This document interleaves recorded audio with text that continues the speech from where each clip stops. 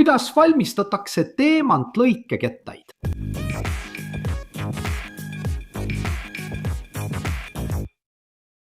Tere, insenerimaister! Täna paljastame saladuse, mis on olemas paljudes ehitustes, remontides ja isegi kunstiprojektides. Teemantlõikeketas. Need tööriistad, mis esmapilgul tunduvad lihtsad, on tegelikult tõelised insenerikunsti imed, mis suudavad lõigata kõige kõvemaid materjale, muljetavaldava täpsuse ja tõhususega. Aga mis need teemantlõikekettad siis õigupoolest on ja miks nad nii erilised on? Teemantlõikeketas on sisuliselt abrasiivne tööriist, mis on mõeldud äärmiselt kõvade materjalide nagu betoon, asfalt, graniit, marmor ja isegi teatud tüüpi metalli lõikamiseks. Nende võimekuse saladus peitub tööstuslike teemantide kasutamises, mis on teadaolevalt kõige kõvemad materjalid maailmas. Erinevalt tavalistest abrasiivketastest, mis kuluvad tihedaid materjale lõigates kiiresti, kasutavad teemantlõikekettad teemandi ülimat kõvadust materjali kraapimiseks ja eemaldamiseks, mitte lihtsalt lihvimiseks. See võimaldab puhtamaid, kiiremaid lõikeid ja nõuab palju vähem pingutust. Aga kuidas me jõudsime nii arenenud lõiketehnoloogiani? Teemantlõikeketaste ajalugu peegeldab inimkonna püüdlust tõhusamate tööriistade poole. Pikka aega oli kivide ja kõvade materjalide lõikamine aeglane ja töömahukas protsess, mis sõltus kiiresti kuluvatest metalltööriistadest. Tõeline revolutsioon algas sünteetiliste teemantide arendamisega 20. sajandi keskpaigas. Enne seda olid looduslikud teemandid kallid ja haruldased, muutes nende laialdase kasutamise tööstuslikes tööriistades võimatuks. Võimalusega toota teemante laboris avanes uus horisont lõiketööriistade valmistamiseks. Sellest hetkest alates hakkasid insenerid ja metallurgid katsetama viise, kuidas neid teemante metallist maatriksitesse lisada. See andis alguse esimeste teemantlõikekettade loomisele, nagu me neid täna tunneme. See oli läbimurre, mis muutis terveid tööstusharusid, alates ehitusest kuni kaevandamise ja vääriskivide lihvimiseni. Ja mis on see põhiline struktuur, mis võimaldab neil ketastel teha nii täpseid ja tõhusaid lõikeid? Teemantlõikeketta struktuur on oma olemuselt üllatavalt lihtne, kuid teostuses keeruline. See koosneb kahest põhiosast, substraadist ja lõikepeast. Substraat on kettakeha, mis on tavaliselt valmistatud kvaliteetsest terasest. See vastutab ketta stabiilsuse ja tugevuse eest, tagades, et see ei deformeeru ega purune kasutamise ajal. See on oluline osa turvalisuse ja vastupidavuse tagamisel.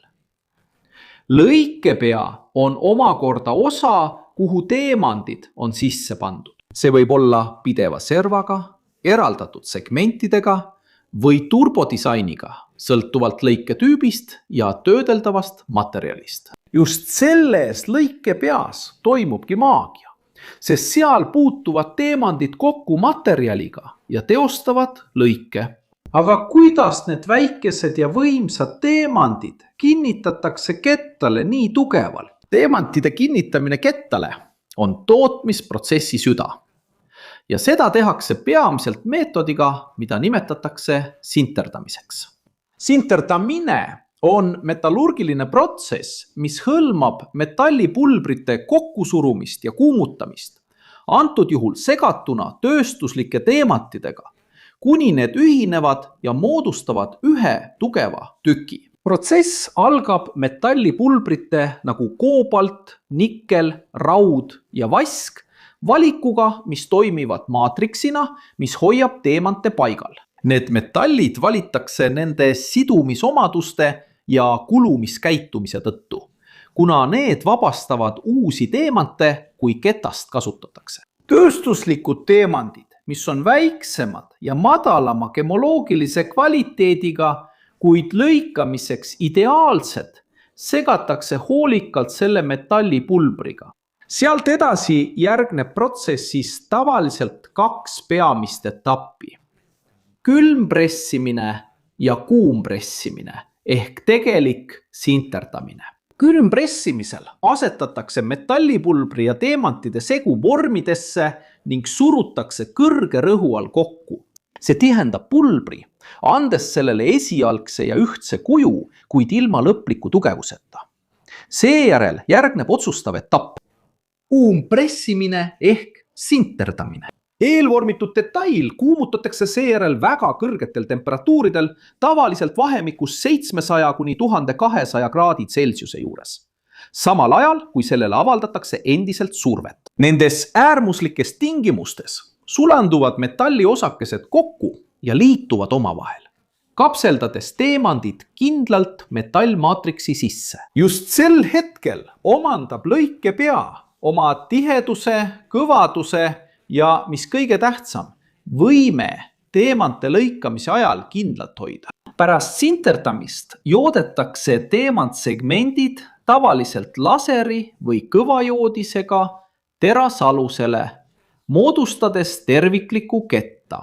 Selle protsessi täpsus on ülioluline, sest nõrk jootmine või halvasti vormitud sideaine rikuks kogu tööriista.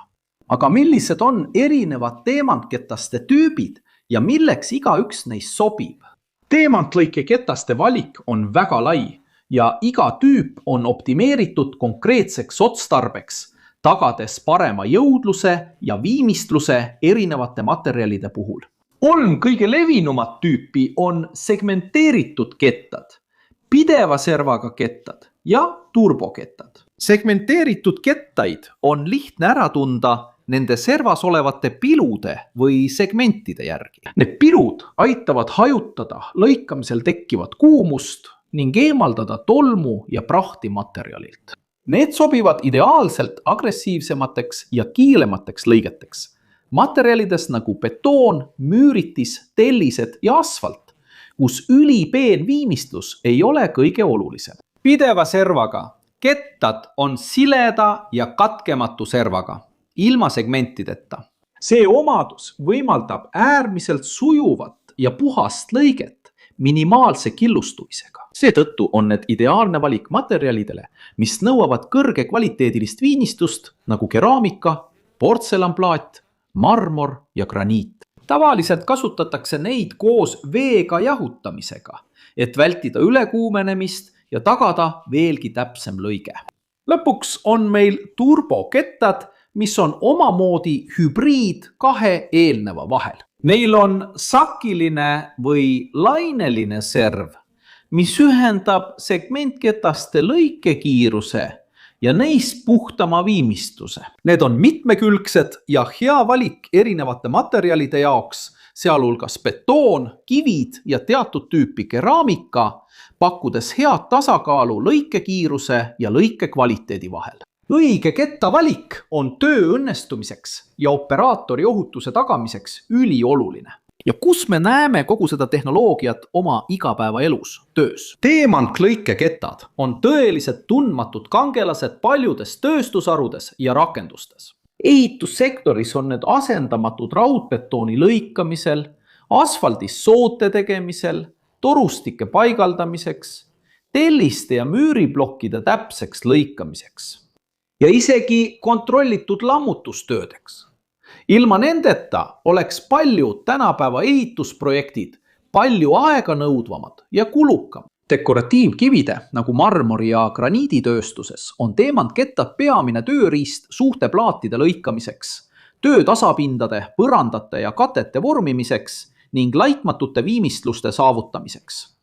Meie kodusid ja hooneid kaunistavate looduskivide lõigete ilu ja täpsus on suures osas just nende ketaste teene. Lisaks kasutatakse neid laialdaselt keraamiliste ja portselanplaatide paigaldamisel, tagades, et iga tükk sobitub ideaalselt. Isegi restaureerimis- ja kunstitöödel, kus täpsus on ülioluline, leiavad teemantkettad oma koha. mõnes spetsiifilises rakenduses saab spetsiaalsete metallisulamitest teemantkettaid kasutada kõvade metallide, näiteks malmi või duktilise raua torude lõikamiseks.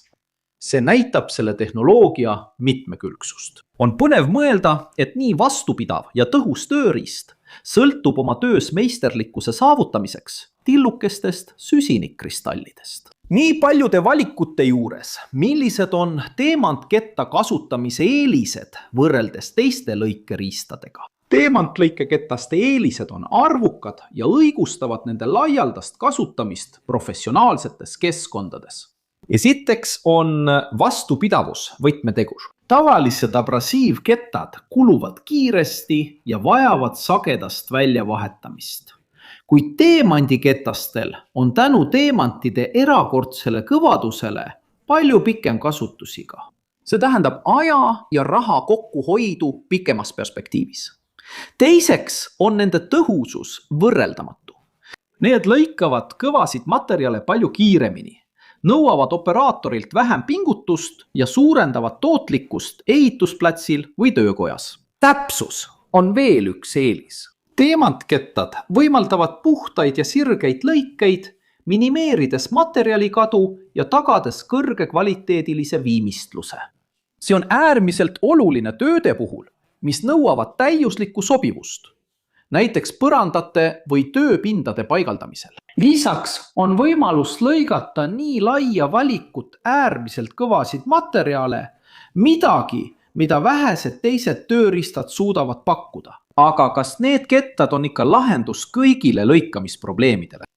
Või on olemas ettevaatusabinõud ja piirangud, mida peame teadma? Vaatamata kõigile eelistele on oluline mõista, et need kettad ei ole universaalne lahendus ning nende tõhususe ja mis veelgi tähtsam, kasutaja ohutuse tagamiseks on vaja järgida konkreetseid ettevaatusabinõusid. Üks peamisi piiranguid on see, et need ei sobi massiivsete materjalide lõikamiseks, nagu puit, plastid või tavalised raudmetallid. Nende materjalide jaoks on abrasiivkettad või spetsiaalsete hammastega saed sobivamad. Teemantketta kasutamine pehmel materjalil võib põhjustada ülekuumenemist, ketta enneaegset kulumist ja isegi õnnetusi. Teine oluline punkt on vajadus valida õige ketas lõigatava materjali jaoks. Vale ketta kasutamine võib põhjustada ebaefektiivse lõike, materjali või ketta enda kahjustamise. Jahutus on samuti oluline tegur. Paljud teemantkettad on mõeldud märglõikuseks. See tähendab vee kasutamiseks, mis jahutab ketast, pikendab selle eluiga ja vähendab tolmu. Nende soovituste eiramine võib viia ketta ülekuumenemise, deformeerumise ja jõudluse vähenemiseni. Ja loomulikult on ohutus esmatähtis. Kanna alati isikukaitsevahendeid nagu kaitseprillid, kindad ja kõrvakaitsed ning järgi tööriista ja kettatootja juhiseid. Nende ketaste taga olev inseneritöö on muljetavaldav, kuid nende piirangute austamine ja õige kasutamine on hädavajalik. Kui sa oled siiani jõudnud ja sulle meeldis video, siis liitu kanaliga, kui sa pole veel liitunud. Pane like ja aktiveeri teavituste kelluke. Ja kui leiad, et meie sisu on huvitav, kaalu liikmeks hakkamist, et aidata meil siin platvormil sisu toota ja et sind meie videotes ära mainitaks. Ja kui oled uudishimulik ja tahad rohkem teada meie soovitatud kursuste kohta, siis kasuta siin kõrval olevat QR-koodi või lingi video kirjelduses, et saada ligipääs mitmetele võimalustele arendada erinevaid oskusi, mis annavad sinu karjäärile eelise. Kas teil on olnud võimalust kasutada teemantketast mõnes projektis? Millist materjali peate kõige muljet avaldavamaks, mida see nii kergesti lõikab? Jätke oma arvamus kommentaaridesse, ma tahaksin teada. Siin kõrval on 2 huvitavat videot, mida sa pead kindlasti vaatama, et laiendada oma teadmisi ja rahuldada oma uudishimu. Ja kui sa tahad meid toetada, pane like, telli kanal, aktiveeri kelluke ja kaalu kanali liikmeks hakkamist. Just nii inseneriteaduse austajad. Suur kallistus ja kohtume järgmises videos.